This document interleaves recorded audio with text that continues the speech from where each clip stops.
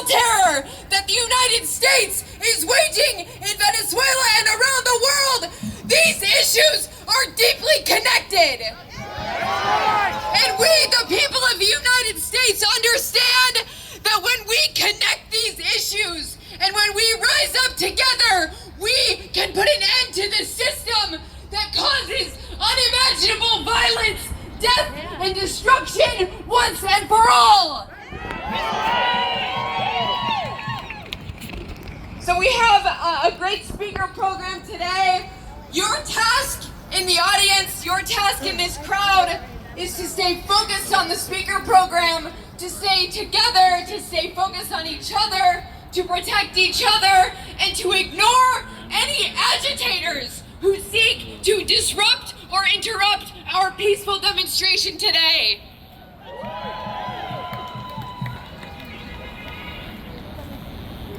So, again, this is a peaceful, nonviolent demonstration. We hope to also make our voices heard and also have a good time. If there are any agitators or people saying other stuff, please ignore them. Let's stay focused. Right? Love it. That's the energy all day till November.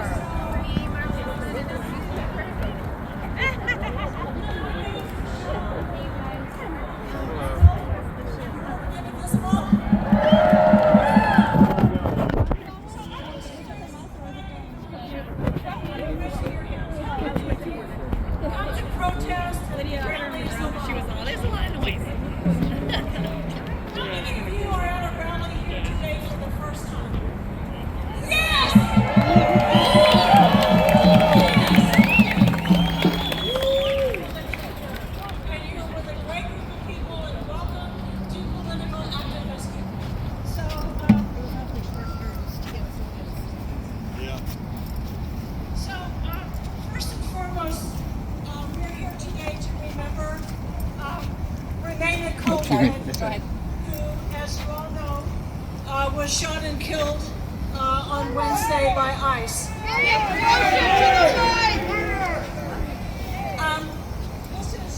This is Renée Nicole Good.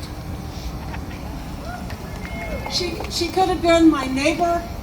She could have been the daughter of one of my friends. She could have been somebody that I see at a gym. She was one of us. And we need to remember how and why she died.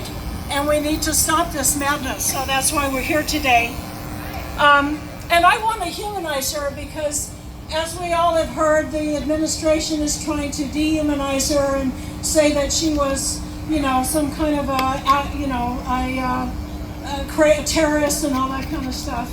She was not. She was a 37-year-old mother of 3 kids, 2 teenagers, and 1 6-year-old boy, whose father, Renee's husband, died in 2023. After that, Renée married a wonderful woman named Rebecca Good, and they moved with their family a little over a year ago to Minneapolis. Rebecca was an accomplished poet. She won an award, the Academy of American Poets Prize in college. She was also a musician and played the guitar. On Instagram, she described herself as a poet, a writer, a wife, and a mom who was experiencing Minneapolis. Hardly the resume of a terrorist. She also did missionary work in Ireland with children, and she sang in a church choir. Renee's friends described her as kind and affectionate, full of creative spirit, very loving, a lot of emotional depth. Her wife, Rebecca, said she was made of sunshine. A lifelong friend called that she was very observant and always aware of other people and always trying to make people feel safe and included. As you know, she was acting as a legal observer at ICE, and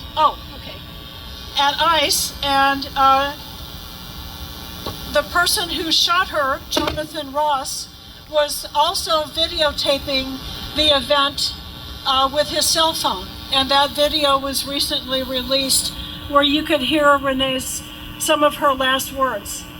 And that was to the ICE agents where she said, quote, "I am not mad at you." And they shot her. So, shame, absolutely. So, I'm not here to try to get you angrier than you already are. I'm not trying to rile people up. I'm really trying to humanize Renée because she was a lovely human being that was killed for absolutely no reason. And we need to tell the government, you know, that we're not going to accept their lies and their bullshit. We're just, that's right. We're not stupid, we are not gullible, and we are not going to put up with this crap. So I'm going to end with a poem, which I think Renée would like because she was a poet. There was a German man, a Lutheran pastor named Martin Niemöller, and he was at first a supporter of Hitler, and then he saw what the Nazis were doing, and he became a very vocal opponent and was actually imprisoned for his activism. And he wrote a poem which was kind of a confessional poem, but it was also a way of talking about the complicity that people had in World War II. And so this is the poem. First they came for the communist, and I did not speak out because I was not a communist. Then they came for the socialist, and I did not speak out because I was not a socialist. Then they came for the trade unionists, and I did not speak out because I was not a trade unionist. And then they came for the Jews, and I did not speak out because I was not a Jew. And then they came for me, and there was no one left to speak out for me.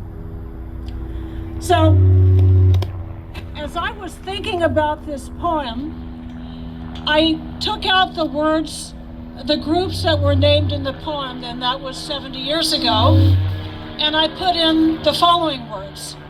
First, they came for the Muslims. Then they came for the queer people, especially transgenders. Then they came for immigrants, Hispanics, Somalis, Haitians, Nigerians, and others. Then they came for the media. Then they came for Democrats. And then they came for anyone who opposed them, especially protesters. And I'm just wondering, have I named you yet? Have I missed anyone in that list? I didn't think so. So we have to remember that we are bigger and there are many more of us than them. And the way that you deal with a bully is you say no, and you say no over and over again. We're all in this together. We will not let them divide us. We will stand up together. That's right. And most important, we will prevail. Thank you. Biggest threat in the world today, Donald Trump in the USA! Biggest threat in the world today, Donald Trump in the USA! ICE out now! ICE out now! ICE out now! ICE out now! ICE out now! ICE out now! ICE out now! ICE out now! Okay. Thank you everyone for being here on this really important day. Our next speaker is Sandy Chung. She's the Executive Director of the ACLU of Oregon. Let's hear it for Sandy Chung. Hi everyone, I'm Sandy Chung. My pronouns are she and her. I'm the Executive Director of the ACLU of Oregon. The ACLU of Oregon's mission is to defend and advance our democracy, civil liberty, and civil rights. We have 50,000 members and donor supporters across the state of Oregon. This is 1.5% of the adult population in Oregon. As you can see, Oregonians love the Constitution and they love our country. Democracy is important to me. It's a core part of my personal history. My family and I immigrated from South Korea when I was 5 in the early 1980s. At that time, South Korea was ruled by a military dictator installed by the US government. Shame! In 1980, my parents became profoundly disillusioned with their country after the government suppressed pro-democracy protests in a city called Gwangju by arresting, jailing, and even killing hundreds to thousands of protesters, including many college students who were leading the pro-democracy movement. Gwangju, you see, is my dad's hometown.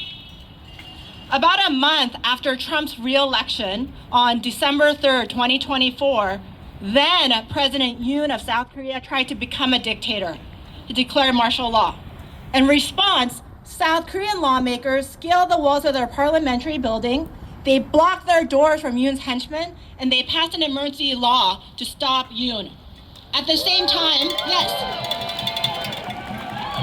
and at the same time, like all of you, millions of South Koreans took to their streets day after day to peacefully protest. And last year in April, Yoon's impeachment was finalized when all 8 justices on South Korea's Constitutional Court affirmed his impeachment. I share with you South Korea's history. Sound. I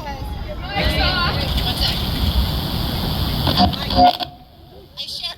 Is this working? No, it's off.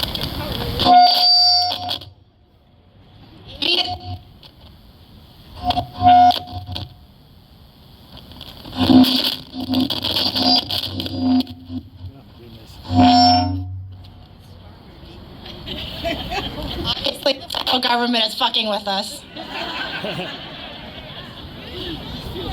Okay. Is it working?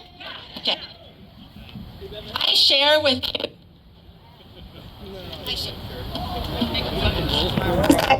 I share with you South Korea's story because we, the people of the United States, we are not alone in our struggle for democracy and in our struggle to keep the government from using threats and violence for power. And as we see from South Korea's story, we can say no to presidents who want to be dictators, and we can win. At the ACLU, we've been pretty damn clear with Trump and all lawmakers that we will always resist bullies who want to be dictators. At the ACLU, we have a saying. Do you know what it is? See you in court. Since Trump re-entered the White House, the ACLU has gone to court again and again and again to defend the many people who have been targeted, who've been assaulted and imprisoned simply for exercising their basic constitutional rights. This past year, the ACLU has taken more than 200 legal actions against Trump just this past year. And many of these lawsuits have been on behalf of immigrants and the children of immigrants who've been targeted by the White House. Why is Trump using his ICE goons to go after our immigrant and refugee neighbors? First, we know it's racism. And Trump is using the politics of hate to get support from racists.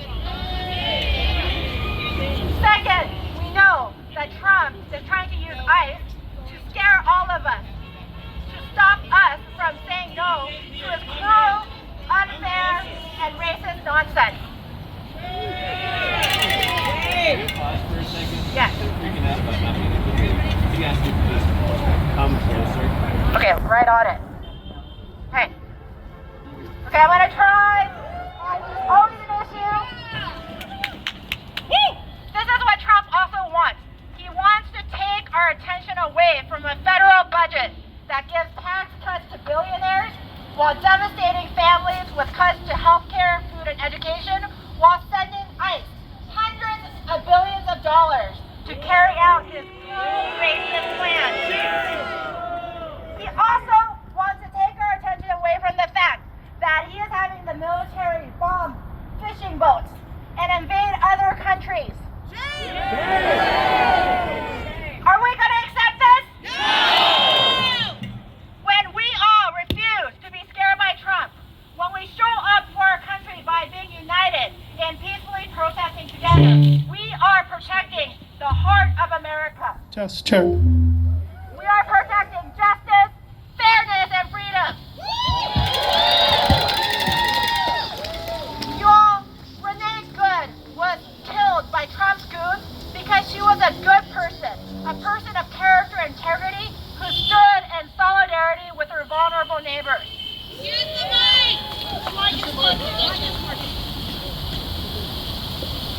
Renée Good was killed because she was a person of courage who was unafraid of Donald Trump and his henchmen. Renée Good recognized that in America, dissent is patriotic. Today, by showing up, you are honoring Renée Good. Each of us can honor Renée and stand in solidarity with the two people who were shot by the feds in Portland this past week by continuing to show up for our democracy and standing up for communities with care, intentionality, and courage. Remember, this is an intersectional fight. As people have stated before, they are coming after immigrants and refugees. They are coming after LGBTQ plus people, especially trans people. They are coming after protesters. They are coming after women. They are coming after people of color. They are coming after all of us. Remember too, that Portland showed up again and again and again and peacefully protested to keep the military off our streets, and we won! Remember, we won and Donald Trump backed off!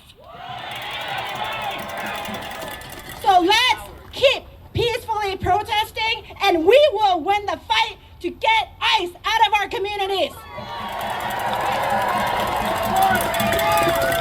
Okay, everyone, I need you to take out your phones. Take out your phones.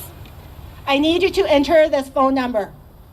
And this is for the PIRC hotline. PIRC is P-I-R-C. So if you don't have this number entered into your phones, and I would put it into your emergency contacts, put it into your phones. But this is PIRC, which stands for the Portland Immigrant Rights Coalition. The number is 888-622-1510. Once again, 888-622-1510. Anyone else need that number one more time?